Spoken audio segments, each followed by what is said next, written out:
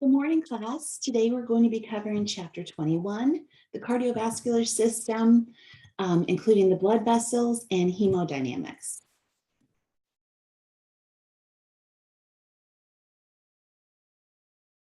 I want to make sure that I'm screen sharing this okay, so let me do that one more time. Here we go. All right. So the purpose of this chapter is to examine the structures and function of blood vessels, to describe the pressures involved in capillary exchange, and explain the factors that regulate blood flow, which are hemodynamics, and examine factors that influence blood pressure.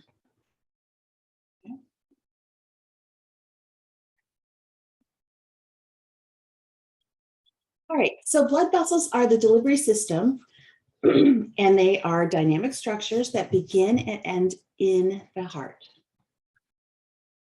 There are 5 main types of blood vessels. Arteries carry blood away from the heart. The A and the A is a good way to memorize that. They have oxygenated blood, except for the pulmonary circulation and umbilical vessels of the fetus. Arterioles are really small arteries that then lead into capillaries, which are the blood vessels that have direct contact with the tissue cells, and they directly serve the cellular needs of our body. From the capillaries, we have venules, which are small veins found between the capillaries and veins, and then we get to veins, which carry deoxygenated blood back towards the heart, except in the pulmonary circulation and the umbilical blood vessels of the fetus. Here's a general layout of the blood vessels in our body. So we have the heart here. It is going to pump oxygenated blood away from the heart and then into arteries. The arteries then are going to become arterioles, which are small arteries. They lead into the capillary beds. The capillary beds are where the exchange of gases comes. So the oxygen leaves the blood here, and carbon dioxide and waste products are brought into the blood. So now the blood is deoxygenated, and that deoxygenated blood is carried through venules into small veins, into larger veins, and then back to the heart. Okay, we also have some other structures here. We have an anastomosis, which we will get to. And we also have the lymphatic system shown here, which is going to filter the lymph of the blood. Okay. Other things that you should take a note of is we have these precapillary sphincters that are found on the bridge between the arterioles and the capillaries. They help to determine, oh, we'll get into that. And also sinusoids, which we'll get into as well. There are different types of arteries and veins. We have elastic arteries, muscular arteries. And then with veins, we have the small veins, which are capacitance vessels, and the larger veins also. All right, so a general blood vessel has 3 layers. Okay, this is for all of the ones we're talking about. First, there is the tunica interna, also known as the tunica intima. This is the innermost layer and is in contact with the blood. It's adjacent to the lumen of the blood vessel. The lumen is the center hole. It has blood in it, and it's surrounded by the wall of the tunica interna. The tunica interna has several layers, but it contributes minimally to the thickness of the whole blood vessel. So it's a very thin overall tunic, but it has several layers to it.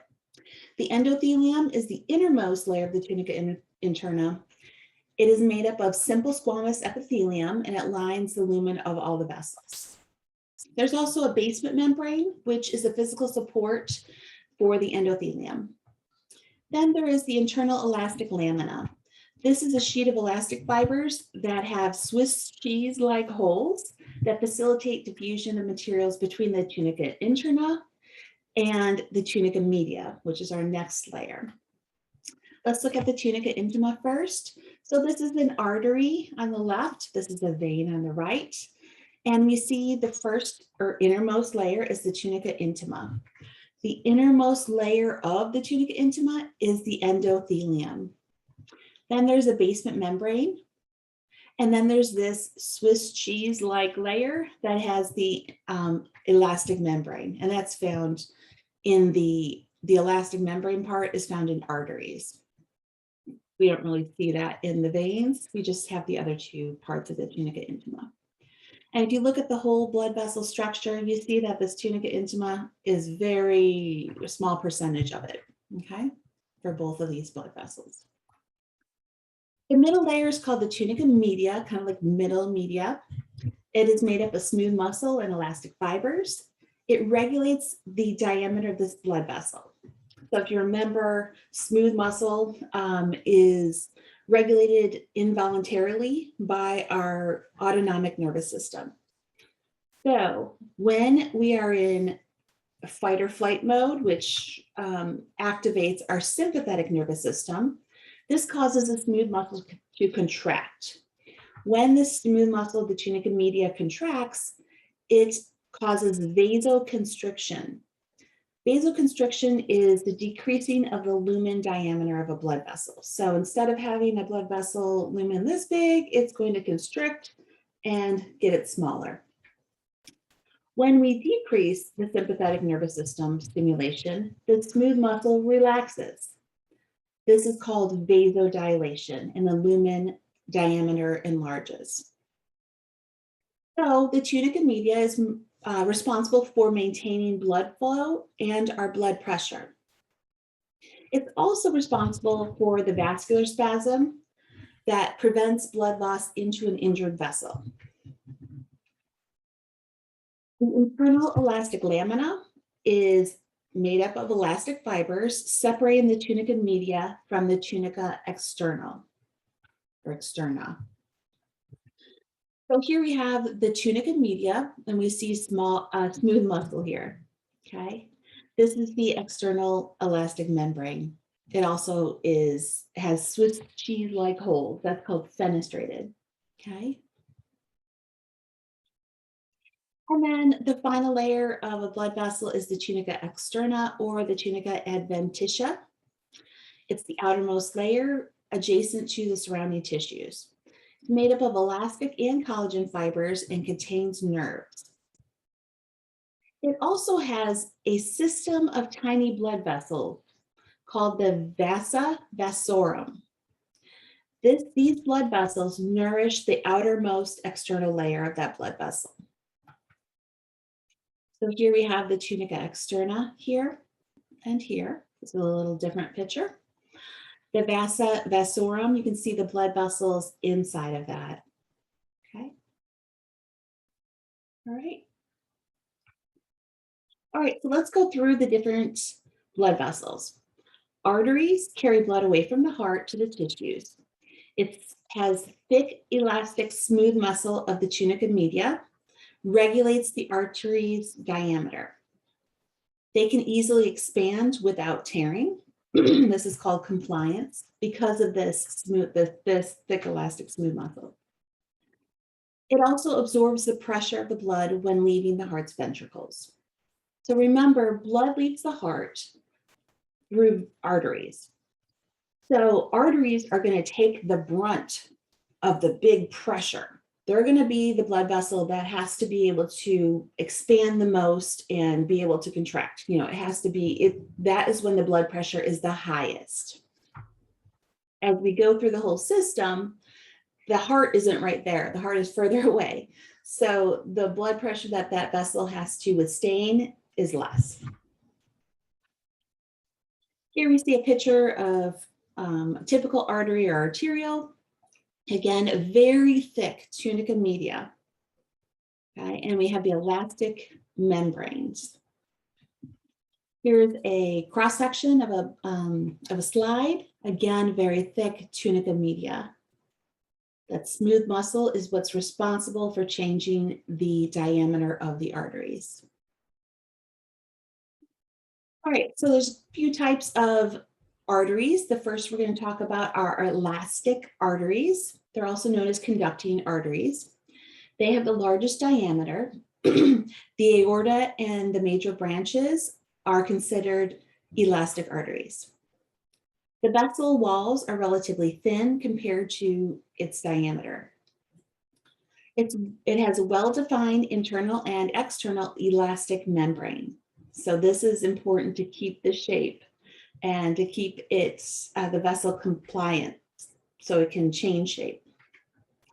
The thick tunica media has more elastic fibers than smooth muscle. So this is called the elastic lamellae. The function of elastic arteries is to propel blood as the ventricles relax. They are considered pressure reservoirs. So to explain this, we have this visual. This is a diagram of the heart. The left ventricle is shown to be contracting here, pushing the blood up through the aorta, which is the first elastic artery we're going to come to. When the ventricle contracts, that causes this elastic artery to expand because all that blood's in there. So it's going to push it out. That pushing out gives the structure an energy, a potential energy. So it kind of holds that there. This is the reservoir, the pressure reservoir. Then when the left ventricle relaxes during diastole, that pressure, that expansion of the vessel, of the aorta, is going to contract back, rebound back, and that shunts the blood further down into the other arteries and arterioles and capillaries. So because the elastic arteries can stretch, that allows it to be a pressure reservoir. The second type of artery is the muscular or distributing arteries. So elastic arteries lead to muscular arteries that distribute the blood to all the organs. These have a medium diameter. The tunica media has more smooth muscle and fewer elastic fibers. It's capable of greater vasoconstriction and vasodilation to adjust the rate of blood flow. But it cannot recoil to help propel the blood like elastic arteries do. So these don't have that pressure reservoir. The well-defined internal elastic membrane is there, but it has a thin external elastic membrane. Also, the tunica externa is often thicker than the tunica media. The externa permits the diameter changes and prevents the vessel shortening when it's cut. All right, so an anastomosis is the union of the branches of two or more arteries supplying the same region of the body. This provides an alternate route for the blood flow. So instead of just having one artery going there, if that artery gets blocked, gets cut, damaged, then that area of the body doesn't get the blood flow. So an anastomosis creates an alternative route. Arteries that don't have an anastomosis are called end arteries. And if an end artery is blocked, blood cannot get to that region and necrosis can occur.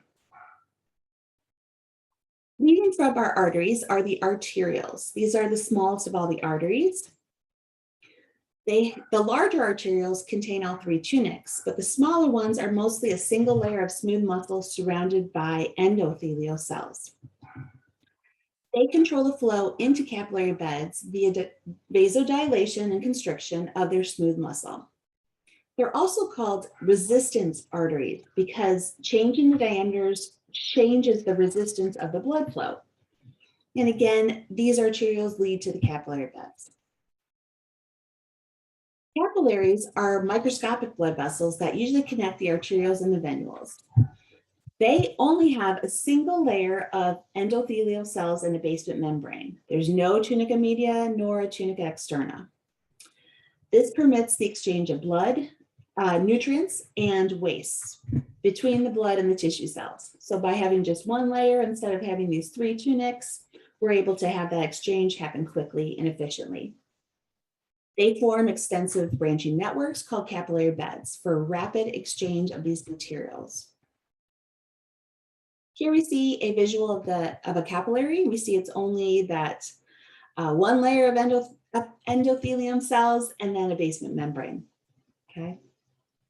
Here we can see how little they are. Only a single file row of red blood cells goes through it. And then also They're so thin that a red blood cell has to fold itself to get out of the capillary. All right, so here's our first video.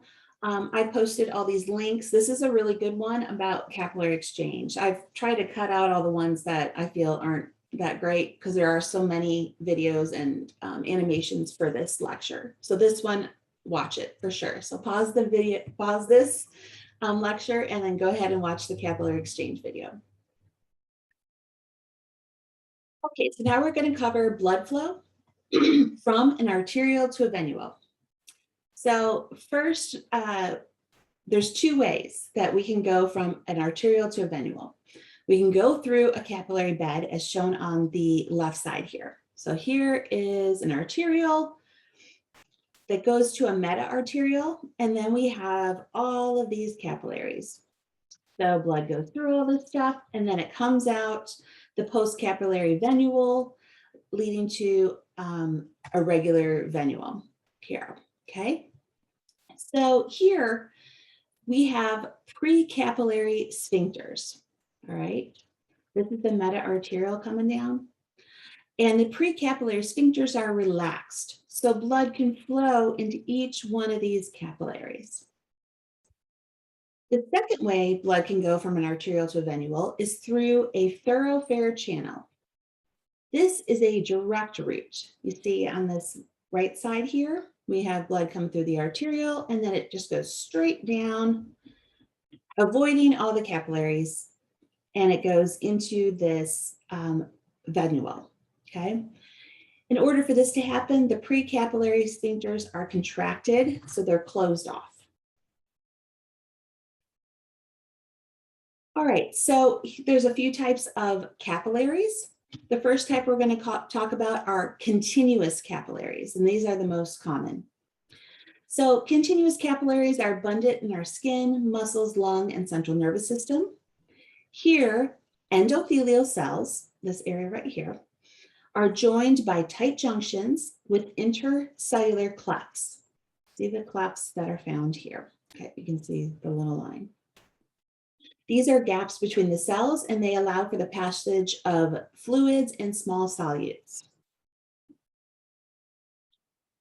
The second type of capillary is called a fenestrated capillary. So fenestrations are these small pores that make the tissue look like Swiss cheese. They're found in areas involved in active filtration, like our kidneys, absorption, like the intestines, or where we're going to have endocrine hormone secretion. Endothelial cells have these fenestrations, which allows for this increased permeability. And lastly, we have sinusoid capillaries. These are wider and more winding than other capillaries. We find them in our liver, spleen, anterior pituitary, parathyroid, and suprarenal glands. Suprarenal is the same thing as adrenal. They have more and larger fenestrations. So if you look at this one, it's really holy. They have an incomplete or absent basement membrane. Even this one has holes in it. This structure allows large proteins and blood cells to pass through.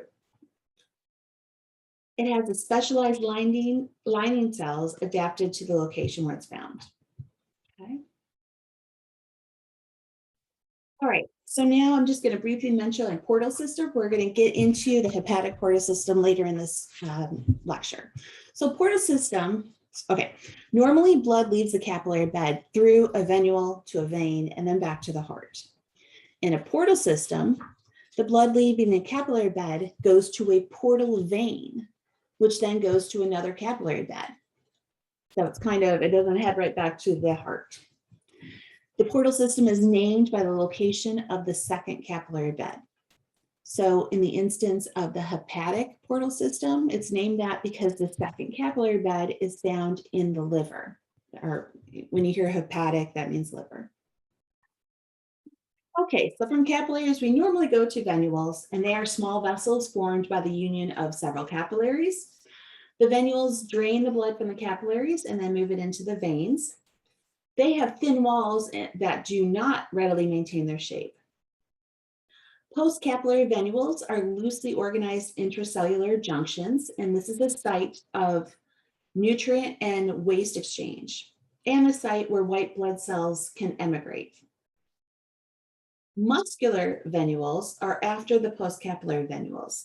They have thicker walls and there is no exchange here. Okay, so here's a diagram of a vein or venule. We can see it's much thinner than the arteries. There is very small, much smaller, not very small, but much smaller tunica media. You can see it's very thin. The overall shape is not as round. It kind of collapses a little. It doesn't have that strong structure that arteries and arterioles have to have because of the higher blood pressure. Okay. All right, so venules lead to veins, and they're formed when several venules come together. Compared to arteries, veins have a thinner tunica interna and tunica media and a thicker tunica externa. Veins have less elastic tissue and less smooth muscle than the arteries. Also, veins contain valves. This ensures that blood travels just in one direction. So let me go back one slide. Oops, wrong way. This slide first, I want to show you that the tunica externa is thicker here, okay, than what we saw with the arteries. Oops. And here we see a vein. The blood would be traveling this way. As the blood travels, because it can't contract or expand as much as an artery, and it's going typically against gravity if we're coming up from the legs, we don't want that blood just to flow back down. Instead, it's going to be stopped by those valves. Here we see the cusps of a valve if you look down into it. All right, varicose and spider veins. They are formed, or varicose veins are formed when the venous valves become damaged or weak. The veins are dilated and twisted in appearance. So the blood kind of sinks back down and it bulges out that vein. Spider veins are dilated venules close to the skin, especially in the lower limb and face. They appear red, blue, or purple, resembling spider webs. So here's how a varicose vein happens. A normal vein, blood would be flowing up here and be caught by this closed valve. An incompetent vein, the blood would flow up, the blood will flow back through the valve, and then it pools here, creating this enlargement. And this is what a varicose vein can look like in a person. All right, so just comparing arteries to veins, I recommend you look at the table in 21.1 on page 780 in your book. You might want to write that down. This shows a slide of the two different blood vessels. The artery, you can see, has a big tunica media, nice round appearance. The vein does not hold that appearance. It does not have a thick smooth muscle area, and says it has a thicker tunica externa. Okay. All right, so where is our blood found? Like which areas is the most blood found at rest when we're just sitting around? At rest, the largest portion of the blood is in the systemic veins and venules. Because of this, we call those two blood vessels our blood reservoirs. So if you look at this pie chart, all the blue area is where the blood is the blood that is found in veins and venules, our blood reservoirs. We have pulmonary vessels, the heart, systemic arteries and arterioles, and capillaries. All of those put together doesn't even make half of what is, doesn't even make, I guess it maybe makes half of what the other ones are, okay? All right, now we're going to get into capillary exchange. Capillary exchange is the movement of substances between the blood and the interstitial fluid outside of the walls through the capillaries. There are three ways that this exchange can occur. It can be diffusion, transcytosis, or bulk flow. So I'd like you to stop the video now and watch the capillary exchange interaction animation. Okay, watch this and it'll explain and, this. And then come back. All right, So diffusion, let's start there. This is the most important method of capillary exchange. Carbon dioxide, glucose, amino acids, and hormones are exchanged via diffusion. Diffusion is dependent on concentration gradients. So when there's a higher concentration in one area than another, the materials move from the higher to the lower concentration in order to try to equal it out. Small lipid-soluble molecules use diffusion through endothelial cell membranes. Medium-sized lipid-insoluble substances like glucose and amino acids go through intracellular clefts and fenestrations. Red blood cells and proteins are too big to pass through continuous and fenestrated capillaries. The exceptions. Sinusoids have large intracellular clefts, so red blood cells and proteins can pass through. The blood-brain barrier, which we studied in A&P1, in that instance, the capillaries in the brains have tight junctions holding the endothelial cells together. The second method of capillary exchange is transcytosis. This moves large lipid-insoluble molecules like insulin across the capillary walls, and this uses vesicles. If you remember what vesicles are, they're little cell walls that go in, around, say, like insulin, and then it'll take that into or out of the capillary and into the intercellular space. Bulk flow is the last method. This is a passive process in which large numbers of ions, molecules, or particles in a fluid move together in the same direction between the blood and interstitial fluid. Pressure gradients push the water and dissolved solutes in or out of the capillary, mostly through fenestrations and a little bit through the clefts. It always goes from an area of high pressure to an area of lower pressure. Bulk flow is the most important means for regulating the relative volumes of blood and interstitial fluid. So our body has to regulate where our water resides. So bulk flow is how we do that. There are two types of bulk flow. The first is called filtration. This is a pressure-driven movement of fluid and solutes from the blood capillaries into interstitial fluid. Now, I've highlighted the next couple areas because we're going to go into that in the upcoming slides. So for filtration, blood hydrostatic pressure, BHP, and interstitial fluid osmotic pressure, IFOP, promote filtration. Okay, that makes no sense to you right now, but it will when we go forward. Now, reabsorption is the opposite action. It is a pressure-driven movement of fluid and solutes from the interstitial fluid back into the blood capillaries. In order for that to happen, interstitial fluid hydrostatic pressure, IFHP, and blood colloid osmotic pressure, BCOP, have to be greater. So they're what promotes the reabsorption. Okay, so let's go through these different pressures. Remember, bulk flow is the movement of this liquid and the dissolved solutes either out of or into the capillaries. So BHP, this is blood hydrostatic pressure.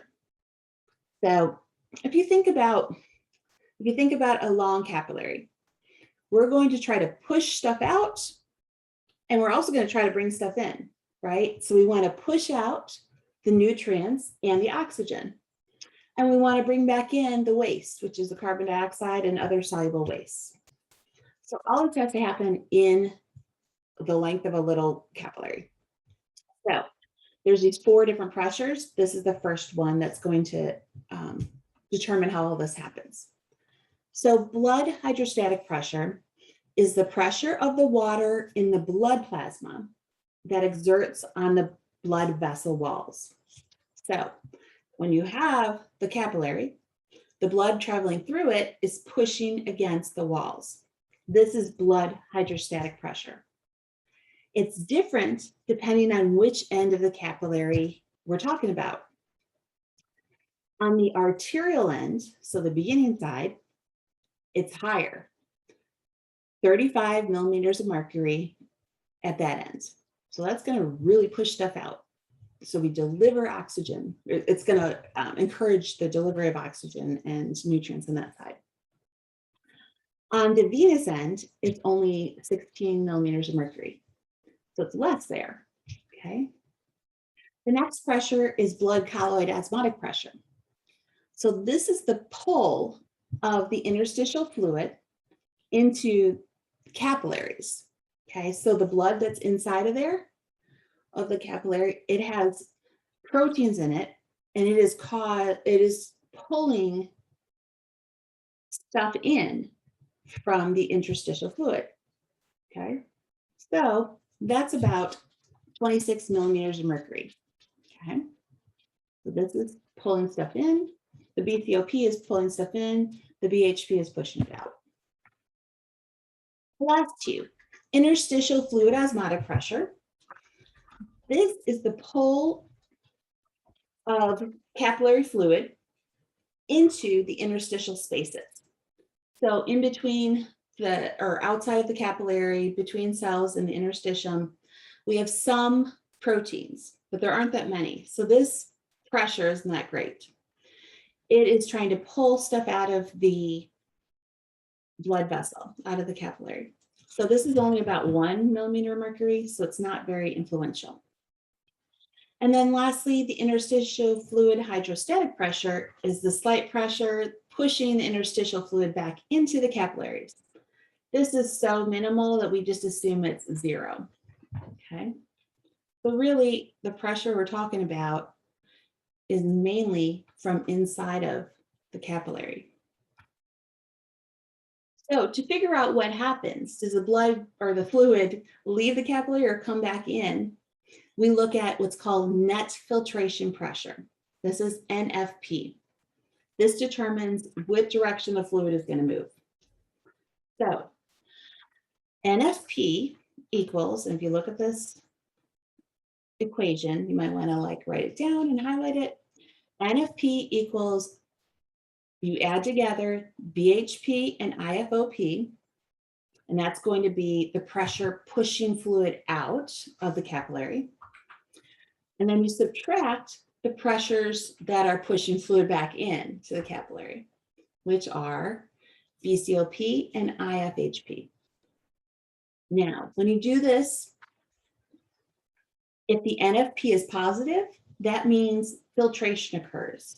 Fluid leaves the capillary. If NFP is a negative number, reabsorption occurs. So we have fluid entering the capillary. So when we think about how capillaries work, when blood flows through the arteriole and it's heading towards the capillary, at that end, we want stuff to leave. We want to deposit our nutrients and oxygen. So on the arterial end, our NFP is going to be a positive number. As we go further along the capillary, on the venule end, the NFP should be a negative number because we want to grab the wastes and the carbon dioxide and bring that back to the lungs, okay? Starling's law of the capillaries. Under normal condition, the volume of fluid and solutes reabsorbed is almost as large as the volume filtered. So what we push out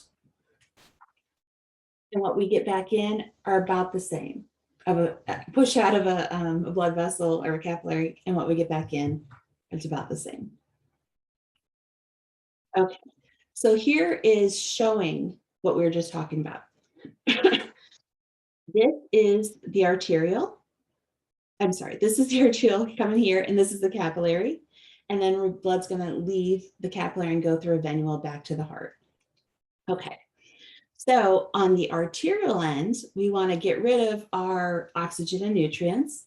On the venule end, we're going to take into the blood the wastes.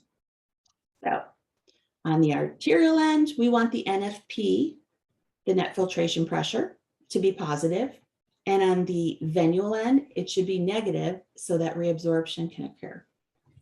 So we have all those numbers listed here. BHP, we said, was 35 millimeters mercury. BCOP was 26 on the arterial end. The IFOP is about 1, and the IFHP was 0.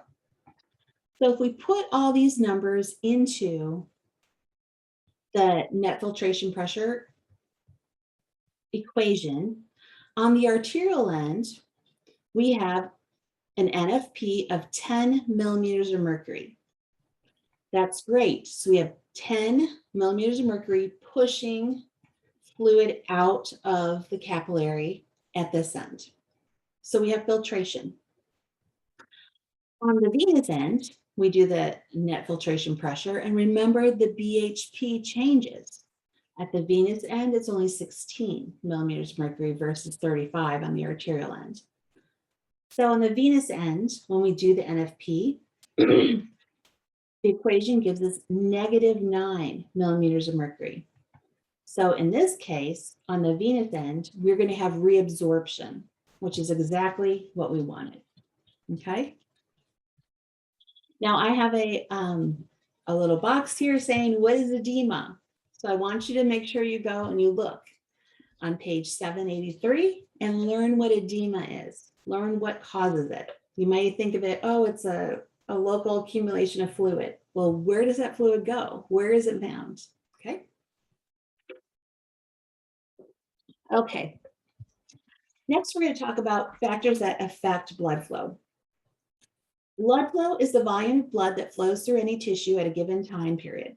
And we measure this in milliliters per minute. Total blood flow is cardiac output, the volume of blood that circulates through systemic or pulmonary blood vessels each minute. Okay. So cardiac output, the equation for this is heart rate times stroke volume. Okay. Cardiac output is also mean arterial pressure divided by resistance. And we're going to go into this one. Okay. The equation is, both of these are valid. So next, I want you to pause this and watch this interaction animation, vascular regulation and cardiac output. Take notes on this. The animation uses the abbreviation MABP, but our text uses MAP. Okay, it's mean arterial pressure. They're the same thing, so don't get confused by that. And then also our MAP is equal to, first, the cardiac output times resistance. So if I go back one slide, MAP, see that? And then we have resistance here and cardiac output. All I did was rearrange those. So MAP is cardiac output times resistance. Also, MAP is the diastolic blood pressure plus 1/3 of the systolic minus the diastolic. Okay, so those are important equations you should write down as well. Okay, so pause this video, and go ahead and watch the animation, please. All right, so we're going to move on to blood pressure. So the contraction of ventricles generates a blood pressure. Blood pressure is determined by cardiac output, blood volume. If we have more blood volume, it's going to be a higher pressure, and vascular resistance. The higher the blood pressure, so the more pressure against the walls, the greater the blood flow. Okay. So here we see blood pressure in different blood vessels.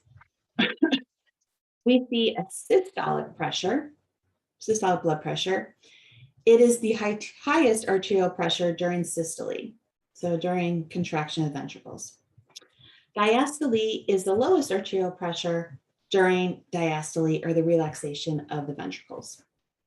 So the aorta and the arteries have a high blood pressure. And then the arterioles has lower, capillaries has much lower, veins venules and veins also have lower, okay? Vascular resistance. So we keep bringing up this R. We said blood pressure is determined by vascular resistance. R, or vascular resistance, is the opposition of blood flow due to friction between the blood and the walls of the blood vessels. So it's the resistance blood has going down a vessel. The higher the R, the smaller the blood flow. Now, resistance depends on three things: the size of the blood vessel lumen, so how constricted or dilated is that blood vessel, the viscosity of the blood, how thick is that blood, how many blood cells versus how much liquid is in that blood, and then how long is that blood vessel. Okay, so resistance is kind of like the friction that occurs. So if the size of the blood vessel lumen increases, there's going to be less friction because not all the blood is touching every side, right? So increased diameter causes decreased resistance. Blood viscosity. If there is more cells in the blood versus and less liquid, so that would be a more viscous blood, that increases resistance because there's more things causing friction. And lastly, the blood vessel length, how long it is. The longer the vessel, the more resistance there is. So systemic vascular resistance, or SVR, is all of the vascular resistance from the systemic blood vessels. The smallest vessels contribute the most because they have the longest length, the smallest diameter. Okay. All right, venous return is the volume of blood flowing back to the heart through our systemic veins. This occurs due to the pressure generated by the heart contractions in the left ventricle. Venous return is assisted by three things: valves, which we discussed already, the respiratory pump, and the skeletal muscle pump. The respiratory pump is as such. When we inhale, we make the diaphragm push downward. Okay, so our inhalation causes that diaphragm to move downward. When the diaphragm moves downward, it increases the pressure in the abdominal cavity. This causes abdominal veins to compress, and the blood moves from the compressed abdominal veins into the decompressed thoracic veins.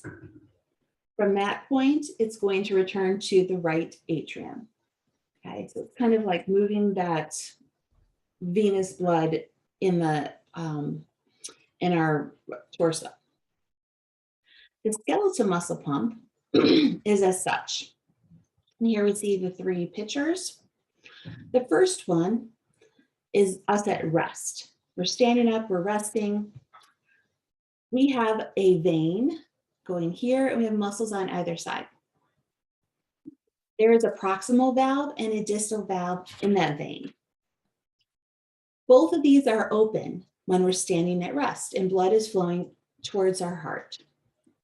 When we contract our muscles, like standing on our tiptoes, the muscles compress the vein.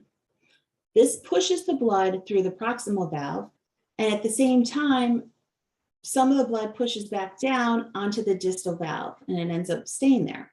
So we're ejecting this blood upwards, and this one kind of sits there. Then when we relax, the pressure falls in the previously compressed section of the vein, causing the proximal valve to close. So this one closes, prevents blood flowing backwards.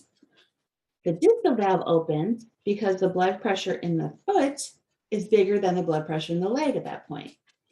This allows the leg vein to then refill with blood that was previously in the foot. That refilling then causes the proximal vein to reopen, and we're back to the stage one again. But this whole process makes that blood return from the veins back to the heart. All right, Blood flow velocity. How fast does blood flow? Okay, so blood flow is the volume of blood that flows through a tissue in a given period of time. Blood flow is inversely related to the cross-sectional area of the blood vessels. So what that means, and here's a little graph, blood flow or the velocity, how fast it's flowing, is the black line. The green line shows the cross-sectional area of the blood vessel. So blood flow is fast when the cross-sectional area is low. When we get lots and lots of cross-section, lots of area, we have millions of little veins or millions of little capillaries, and that has a lot of area. So that cross-sectional area goes up, the blood flow velocity decreases. Okay, so inverse. All right, factors that affect blood pressure. So blood pressure, we're going to use the MAP, which is the mean arterial pressure. In order to increase our blood pressure, all of these things can do that. So to increase the blood pressure, we can increase cardiac output. Okay. Cardiac output is increased by increasing the heart rate or increasing the stroke volume. What increases? We can look at what affects those. If we have decreased parasympathetic impulses or increased sympathetic impulses and the hormones from the suprarenal and medulla, or increased venous return, those items will also increase cardiac output and blood pressure. So what increases venous return? Increased blood volume, the skeletal muscle pump, the respiratory pump, and venoconstriction. We also can increase our blood pressure if we increase systemic vascular resistance. So resistance is increased. We can do that by increasing blood viscosity. So increasing the number of red blood cells, like in polycythemia. We can increase the total blood vessel length, which can happen in obesity or an increased body size. Or we can decrease the blood vessel radius and have vasoconstriction. So having a more constricted vessel increases resistance. All of these things will increase blood pressure. We also have a cardiovascular system. a cardiovascular center. This controls blood pressure and blood flow. It's found in the medulla oblongata, and it regulates heart rate, contractility, and the blood vessel diameter. So how this works is that input comes to the cardiovascular center via nerve impulses. We can get input from like the cortex of the brain, the limbic system, and the hypothalamus, and that can go into the cardiovascular center in the medulla. Or we can get it from proprioceptors, which monitor our joints, baroreceptors, which are receptors that monitor blood pressure, or chemoreceptors, which monitor the blood acidity from H+ ions, carbon dioxide, and oxygen. All of this stuff is coming into the cardiovascular center where it is interpreted. So if the cardiovascular center decides to make a change based on this, it has 3 ways in which it can send output to the effectors. So it can send parasympathetic nervous system output. This is our rest and digest via the vagus nerves. This will decrease our heart rate. If we want to increase it, the heart rate and our blood pressure, basically, our cardiovascular center can send impulses through the sympathetic nervous system impulses. They can go either through the cardiac accelerator nerves to the heart, which increases the heart rate and contractility, or through the vasomotor nerves to blood vessels, which cause vasoconstriction. So I mentioned baroreceptors. These are pressure-sensitive sensory neurons that monitor the stretching of the walls of blood vessels and the atria. They are found in the carotid sinus, okay, and the aortic arch. So these baroreceptors are measuring how stretched those blood vessels are and can send information through the glossopharyngeal nerves to the cardiac center. In the cardiac center, the cardiovascular center, it can decide to send information either through the vagus nerve or through the sympathetic ganglion, okay? And that goes straight to the heart, which then can regulate the heart rate and the blood pressure or the blood vessel diameter. All right, so this is a negative feedback system. Oops, my goodness. The negative feedback system for regulating blood pressure. So this example shows when blood pressure drops. And this could happen from a significant injury where we lose a bunch of blood. Okay, so we lose a lot of blood pressure drops. Receptors in the carotid sinus and the aortic arch, these are the baroreceptors, detect the change. There's less stretch, which decreases the rate of the nerve impulses. They send that information, that input, to the control center. So there are two here, the cardiovascular center and the medulla oblongata and the suprarenal medulla. The output from the CV center is increased nervous system, sympathetic nervous system stimulation and decreased parasympathetic stimulation. And the medulla increases the secretion of epinephrine and norepinephrine. The effectors are the heart and the blood vessels. At the heart, there's an increased stroke volume and heart rate, which leads to increased cardiac output, which increases blood pressure. In the blood vessels, they constrict, which increases vascular resistance, which also increases blood pressure. Both of these results then return the blood vessel or blood pressure back to normal. Okay, so now I'd like you to pause this video and watch the negative feedback regulation of blood pressure. Okay. All right. Okay, so, excuse me, that was a neural regulation of blood pressure. We're going to look at, and also hormonal, because we talked about epinephrine and norepinephrine a little bit. The cardiac, the hormonal regulation, we're going to go through this right here. We have cardiac output being the thing that is affected here. So norepinephrine and epinephrine increase the heart rate and contractility, which causes the blood pressure to increase.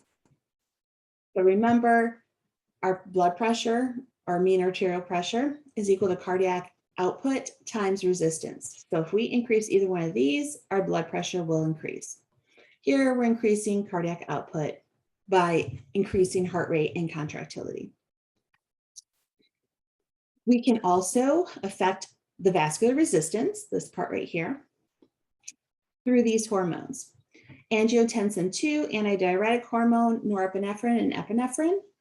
These guys right here, these first two, are part of the RAS system, and these two are part of the sympathetic nervous system stimulation. They all cause vasoconstriction, which then increases resistance, increasing our blood pressure. Now, the one that doesn't, the hormone that does not do this, is the atrial natriuretic peptide in the heart. This causes vasodilation and decreases the blood pressure.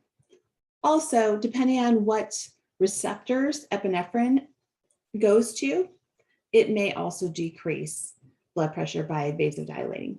And then nitric oxide also causes vasodilation. And we can also, I forgot to write that in there, we can also affect blood volume. So aldosterone, antidiuretic hormone, both of those from the RAS system, increases our blood volume, which aldosterone causes us to retain sodium ions, which then pulls the water back into our blood. ADH, the antidiuretic hormone, just causes the retention of water. Both of those are going to increase blood volume, which then causes an increase in blood pressure.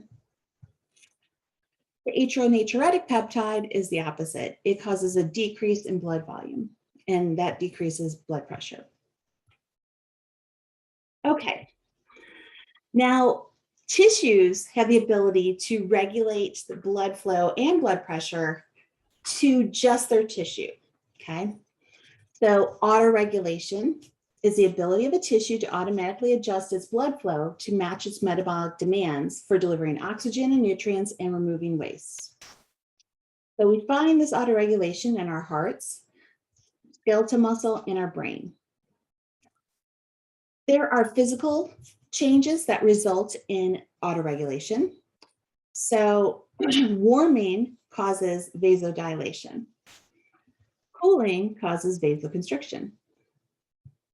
There's also something called the myogenic response.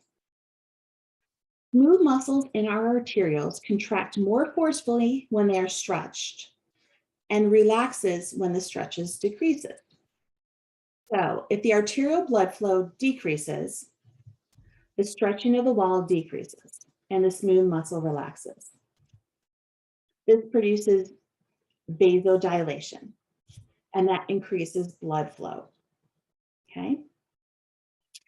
So that's one way of autoregulation. The other way is vasodilating and vasoconstricting chemicals. So if you look on page 791, these list all the various chemicals. So autoregulation differences in the pulmonary and the systemic circulation. So remember, the pulmonary circulation is the circulation from the heart to the lungs and back to the heart again. Systemic is when the heart sends the blood to all of our body parts and then comes back to the heart, okay? So this pulmonary, just our heart, or I'm sorry, just our lungs area, when we have low oxygen in our pulmonary circulation, the blood vessel walls constrict, causing the blood to flow more quickly. Why would we want to do that in low oxygen, right? Because we're trying to, it kind of seems weird because we're trying to get more oxygen in the blood. So why would we want to like make it move faster? Well, what the purpose of this does is the blood bypasses the pulmonary alveoli, the air sacs that are poorly ventilated, which means they don't have a lot of oxygen. And the blood goes to areas where there is more oxygen, and then it can pick up more oxygen there. So it's more efficient. It bypasses the areas where it may not get a lot of oxygen, and it can get the oxygen from the heavily oxygenated areas in the lungs. So pulmonary circulation in a low oxygen situation, the blood vessel walls constrict to make that blood go faster and go to the areas where it needs to go. In our systemic circulation, in our, the rest of our body, when we have low oxygen, the blood vessel walls dilate. This delivers the oxygen more. So we increase the oxygen delivery, and that restores those tissues back to our normal oxygen levels. So in one situation, the blood vessels constrict, in the other, the blood vessel dilates, both for a low oxygen situation. All right, so checking our circulation. Our pulse, which you guys I'm sure have heard of a pulse, is a traveling pressure wave created by alternating expansion and recoil of our elastic arteries after each systole of the left ventricle. The strongest pulse are found in arteries closest to the heart. So here are 8 pulse points that you should know. There is a superficial temporal artery right by your temple in front of the ear. The facial artery is found right by the corner of your mouth. The common carotid is the one that you feel on the side of your neck. Brachial is the upper arm. The radial is found, sometimes a nurse or a doctor would feel your pulse at your radius. Femoral artery is the upper thigh. Popliteal artery is by the kneecap. Actually, it's behind the knee. You'll feel it. And then dorsal pedis artery is on top of the foot. When you're in nursing, if you are going in that direction, you will learn that you have to learn to take all these pulses, especially you don't have to take them all every time, but there are going to be times when you check a pulse at the radius artery, and you'll want to do the pedal one as well to make sure that circulation is going well. A lot of hospitalized patients, we have the concern of decreased circulation in the legs. We also check circulation by measuring blood pressure. blood pressure is given in a number over another number. So the numbers we use are the systolic number over the diastolic number. So the systolic blood pressure is the force on the blood on the arterial walls just after the ventricular contraction. So that's going to be the higher number. The diastolic blood pressure number is the force of blood on the arterial walls during ventricular relaxation. Okay. So a normal male blood pressure is 120 over 80. 120 is the systolic number, and the diastolic number is 80. This diagram shows how a blood pressure was taken. We use the blood pressure cuff. It's called a sphygmomanometer. And you pump up the cuff. You pump it, and it contracts more and more on the arm. And when it does that, it causes the blood vessels in there to smush. Okay, so no blood is going to go through there. So when you're listening to it, all of a sudden you don't hear anything when we're pumped up the pressure all the way high. Okay, so we don't do that. And then you let out the air slowly, slowly, slowly. So that is releasing the pressure, and the pressure in the cuff goes down, down, down. And when you first hear, dun, dun, dun, you'll hear the pulsing of the heart or the blood. And that is going to be the systolic blood pressure, whatever your cuff says at that time. That sound, any sound we hear while doing this, is called the Kurrat cough sounds, okay? And so you hear the boom, boom, boom, boom, boom this whole time as you're letting the air out and the pressure is decreasing until finally that blood vessel is completely open and you don't hear any more sounds. So whatever that number is, when the last time you hear, that is the diastolic blood pressure, okay? So here you can see how this graph shows how we get those numbers, okay? Now, another equation that you guys should know is the pulse pressure. A pulse pressure is the systolic minus the diastolic. So for this normal male, his pulse pressure is going to be 40, okay? All right, shock and homeostasis. Shock is a condition where tissues have inadequate oxygen.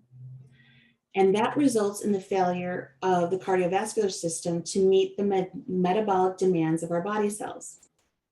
If we don't have enough oxygen, our cell membranes dysfunction, cell metabolism is abnormal, and cell death can occur.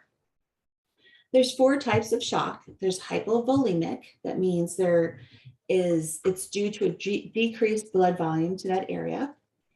Cardiogenic is due to poor heart function.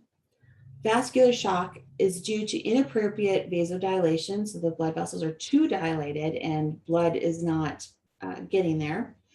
And then obstructive shock is due to an obstruction in the blood flow. So what happens when your body goes into shock? There's 4 things that we want to talk about. There's the activation of the renin-angiotensin-aldosterone system.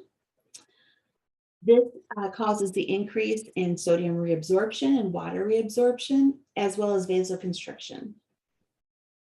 There is the secretion of the antidiuretic hormone, and this enhances water reabsorption, increasing the blood pressure. There is the activation of the sympathetic division of the autonomic nervous system. So that causes vasoconstriction, increased heart rate. We're delivering more blood to all areas of the body. There's also the release of local vasodilators. This relaxes the precapillary sphincters, increasing local blood flow to an area. So here is how our body responds to hypovolemic shock. So in this case, there was a blood loss greater than 10%. So you had an injury, a car wreck, hopefully it's not you, a car wreck, person loses tons of blood and they go into shock, okay? This disrupts homeostasis by moderately decreasing the blood volume and the blood pressure. So baroreceptors are going to detect the blood pressure decreased and the blood volume decrease. okay? So in the kidney, we're going to increase the release of renin, and that starts the renin-angiotensin-aldosterone system. In the heart, the baroreceptors are going to decrease the rate of their nerve impulses, which then causes the release of ADH, and then also sympathetic stimulation and the hormones from the medulla are released. So from the kidneys, angiotensin 2 is going to then go to the suprarenal cortex, which liberates aldosterone. It also is going to cause blood vessel constriction. ADH from the posterior pituitary causes the kidneys to reabsorb water, which then increases blood volume. And the sympathetic nervous system is going to cause blood vessel constriction and increased heart rate and contractility. So when we reabsorb salt and water, we have increased blood volume, which increases our blood pressure. When blood vessels constrict, we have increased vascular resistance, which increases our our blood pressure. And when our heart rate contracts faster and more forcefully, that is increased blood pressure. All of these increased blood pressure responses then help to keep our blood pressure higher during this time of blood loss. So hopefully by that time, blood loss has stopped, and that body can balance itself. Some signs and symptoms of a person in shock is clammy, cool, pale skin, tachycardia. So tachycardia is increased heart rate. So your heart rate is going fast. Bradycardia is slow heart rate. So here, when the person's in shock, we want to deliver more blood volume. We want to create a higher blood pressure. So the heart rate is going up. The pulse feels weak and rapid. There's sweating. There's hypotension, which hypotension is a low blood pressure. There's altered mental status because the oxygen isn't getting to the brain. There's decreased urinary output, thirst, and acidosis. So there are 4 circulatory routes. The systemic circulation, we've talked about how the blood flows from the heart through the aorta, through arteries, through arterioles, capillaries, venules, veins, and back to the heart. Pulmonary circulation we talked about that in the other chapter as well. The heart sends deoxygenated blood to the lungs, oxygenated blood comes back. The 2 that I want to focus on in this chapter are the hepatic portal circulation and fetal circulation. Here is a general view of the systemic circulation, okay? Now, all of these wonderful, wonderful blood vessels, you don't need to know all of these. In the lab, you cover the blood vessels that are necessary for you to know, okay? So in lecture, you'll be tested on like the main ones, like ones that we've talked about specifically, like we've talked about in the heart lectures, we've talked about, the aorta, the vena cava, something like that, I'm not going to ask you about the right hepatic one. Now, if we discuss it in the hepatic portal system circulation and the fetal circulation, then you should know that for a lecture as well. But you won't see a picture showing all of these things on your exam. So pulmonary circulation, we mentioned this quickly, and we've talked about this in the heart lecture. When the heart has deoxygenated blood, it pushes it through the right ventricle, through the pulmonary trunk to the left pulmonary artery and the right pulmonary artery, which takes that deoxygenated blood to the lungs. That blood then travels through the alveoli, which are the air sacs, and picks up some oxygen. It then returns through the right pulmonary veins to the left atrium of the heart. And then from there, it goes to the left ventricle, and then it enters the systemic circulation. This is just chapter 20. Hepatic portal circulation. Okay, so we need to go over this one. Excuse me. So remember, a portal system is when we have a capillary bed and it goes to another capillary bed through a vein. Okay. So here, venous blood from the GI organs and the spleen is carried to the liver. Okay. So the hepatic portal vein receives blood from the capillaries of the digestive organs and the spleen and delivers it to the sinusoids of the liver. The liver then stores some of the nutrients that were absorbed in digestion. It modifies others before returning them to the general circulation. So basically the blood runs through the liver and it is modified. So the liver will convert the glucose to glycogen and store that. It detoxifies the alcohol, and then it also removes any sort of bacteria by phagocytosis.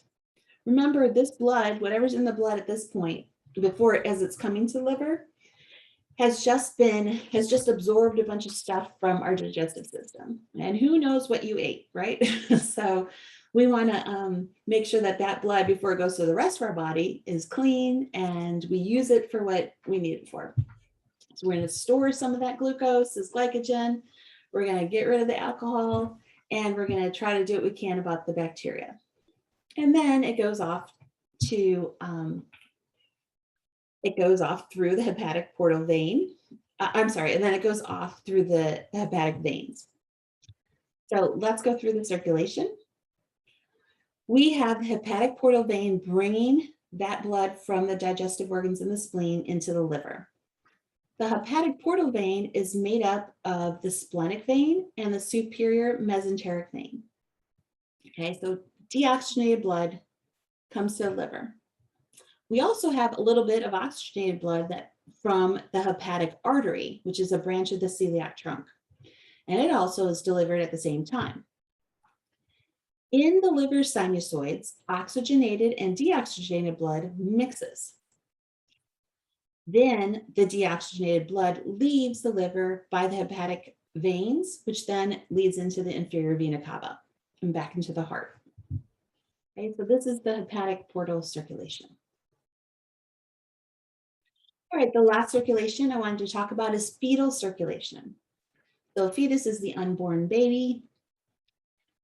This circulation exists in a fetus and has special structures to exchange materials with its mother.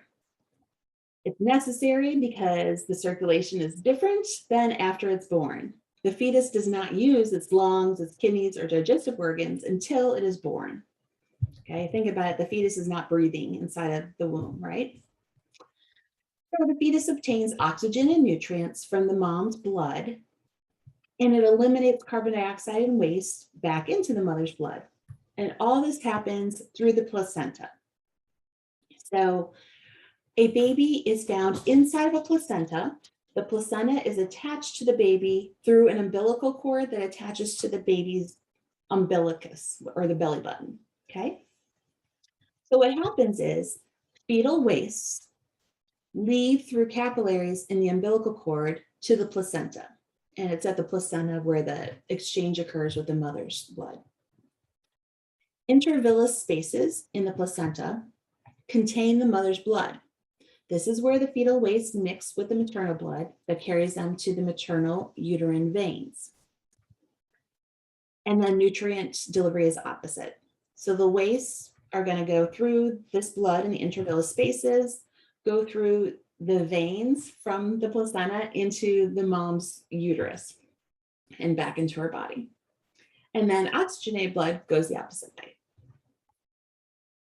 So here we have, let's start here at the bottom, the placenta. So oxygenated blood travels from the placenta via the umbilical vein into the umbilical cord. The vein branches with some of the blood going to the liver via the liver hepatic portal vein, but most of it is going to the ductus venosus, which then goes to the inferior vena cava. Nutrient and oxygen-rich and poor blood enter the right atrium. Okay, oops. So this stuff is going into the atrium. Now, most of the blood does not go as it does in an adult or a birthed human from the right atrium to the right ventricle. Some of it does, but most of it goes through this hole that fetuses have between the right atrium and the left atrium. This hole is called the foramen ovale. So most of the blood in the right atrium is going to cross through the septum into the left atrium. Okay. The right ventricle blood goes to the pulmonary trunk and passes through the ductus arteriosus. This is a vessel connecting the trunk to the aorta. Okay. So if we look at this picture, it shows on the left what's happening in the fetus. And then once the baby is born and postnatal circulation begins, this is what the circulation looks like on the right side. So let's do the left side first. We have the placenta, which surrounds the baby, and we have the umbilical cord, and here's the belly button of the baby. Okay. So the blood vessels are bringing oxygenated blood into here. It goes through the umbilical vein, and it comes up, and it can either go through to the hepatic portal vein or the ductus venosus. Okay. Now, after birth, these different structures are not there. They have changed into something else. So this umbilical vein right here, after it's born, we don't need that, right? The umbilical cord is non-functional. So the vein becomes the ligamentum teres. Let's see here. Okay. This ductus venosus becomes the ligamentum venosum. So here on the left, you see the ductus venosus. On the right, we see this little ligament. Okay. So from the ductus venosus, the blood vessel goes to the inferior vena cava, into the right atrium, and then we mentioned that most of it is going to cross through the foramen ovale, the hole that is found between the right and the left atria. We don't have that as an adult, right? If you do, you have a surgery coming up. So this foramen ovale closes and becomes the fossa ovalis. And we discussed that in, or you read about it in the heart chapter, which is just the remnant of that. So from here, we can also have some of the blood going from the right atrium to the right ventricle and then out the pulmonary trunk. Pulmonary trunk has in the fetus a ductus arteriosum, okay? Because it doesn't have to go to the lungs. It'd be a waste of time because the lungs aren't working, right? So the ductus arteriosus becomes a ligamentum arteriosum. You can see there, okay?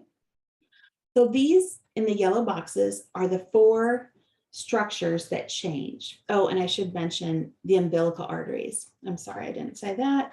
The umbilical arteries become the medial umbilical ligaments, okay? All right. All right, aging. So we have the early life, and now what happens when we get old. Aging results in the loss of compliance, so the elasticity and recoil of the aorta. There's a reduction in the cardiac muscle fiber size. There's a progressive loss of cardiac muscle strength. There's a decline in the maximum heart rate, and there's increased systolic blood pressure. You can pause this lecture video now and watch the blood pressure homeostasis. This should be a review of what we covered a little earlier, but it also leads into our next topic. So one of the homeostatic imbalances we need to talk about is hypertension. This is persistent high blood pressure. So our body is not able to return homeostasis using our mechanisms that you watched in the video. Hypertension can cause heart failure, kidney disease, and stroke. So think about if you're consistently having too much pressure on your blood pressure walls. Okay, one of them could burst. You can have too much blood being delivered to the kidney, which causes some of the kidney cells to die, and the heart can get tired out. So there's different categories of hypertension. Our normal blood pressure is 120 over 80 or lower. Pre-hypertension is 120 to 140 over 80 to 89. Stage 1 and stage 2 hypertension are found here. How we can correct hypertension, or what people can do, is they can lose weight. Remember, losing weight is going to decrease the number of vessels that are found because we have a lot of extra vessels going through fat. That increases the resistance, which increases blood pressure. Limit your alcohol intake, exercise, reduce salt intake, and maintain the recommended daily intake for potassium, calcium, and magnesium. Don't smoke, or you should quit smoking, and manage your stress. Okay, that's it for today. If you have any questions, reach out to me, and I hope you have a great day.